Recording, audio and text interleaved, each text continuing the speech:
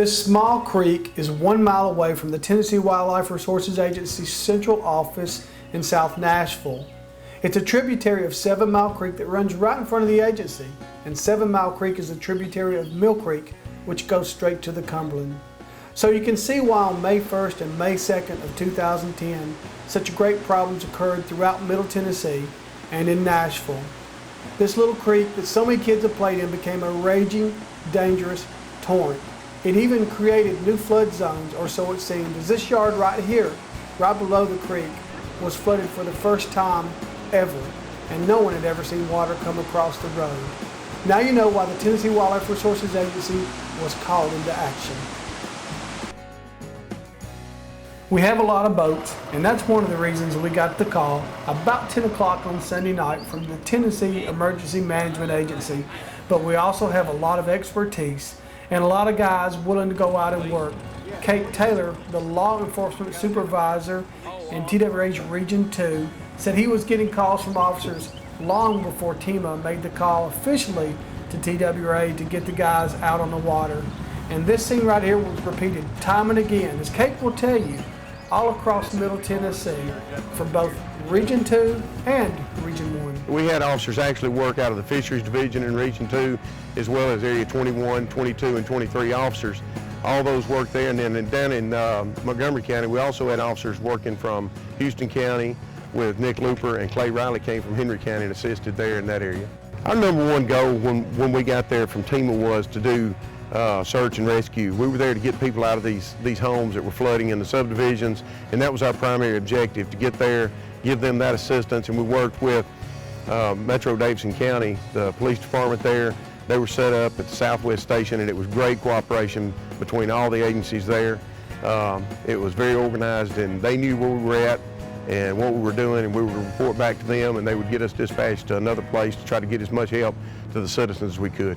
Cooperation was terrific, as wildlife officers worked with firefighters, who worked with police officers, who worked with patrolmen, and many others. They all wanted to help folks that lived in neighborhoods like this one. This was near Brawley Parkway and Lebanon Road, not far from Opry Mills, and you've heard about that. The Cumberland River got Opry Mills, but Mill Creek got this neighborhood. If you lived in the older neighborhood in this area, you lost a lot of vehicles and your houses were heavily damaged. If you were lucky and lived right down the road in the newer condominiums, your main question was, when would the river crest? These are the folks on this day that the agency helped the most in this particular situation. They waited for the water to crest and then asked to be taken away from their homes, past deeper water, and to safe ground. The officers here did a great job, but it was the night before, the day before, that was hairier, and Kate Taylor talks about that. It was kind of one at a time. You had the Harpeth River was certainly devastating. It broke access for us. We couldn't get across the Harpeth River. You know, we had people on one side that we couldn't get to, and then, you know, you can't get across it anywhere on the interstate. It was shut down. Then all the way down, you couldn't get across.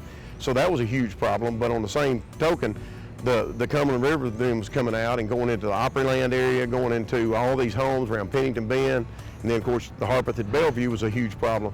Then when it got downstream, it got into Clarksville, went all down Riverside Drive and through Ashland City, and it completely flooded that. So it was multiple. It'd go from one place to another. But we started out in Davidson County and Nashville, helping a lot in Pennington Bend and the Bordeaux area, the old Clarksville Pike area out there, and then on down to into Bellevue area. And then we moved on down to Ashland City and Clarksville. Did a lot of work in Ashland City area as well as Clarksville, probably less in Clarksville than we did in the other two, but still we helped out everywhere we could.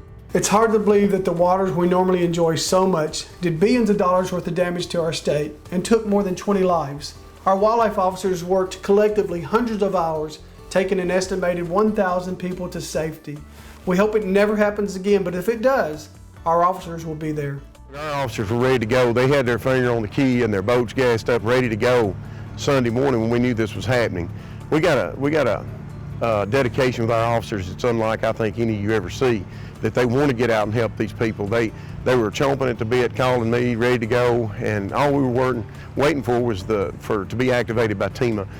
These guys would have gone and done that for nothing. They were ready to go, and that's just the way they are. It's just that type of dedication that they have to want to get out and help the public.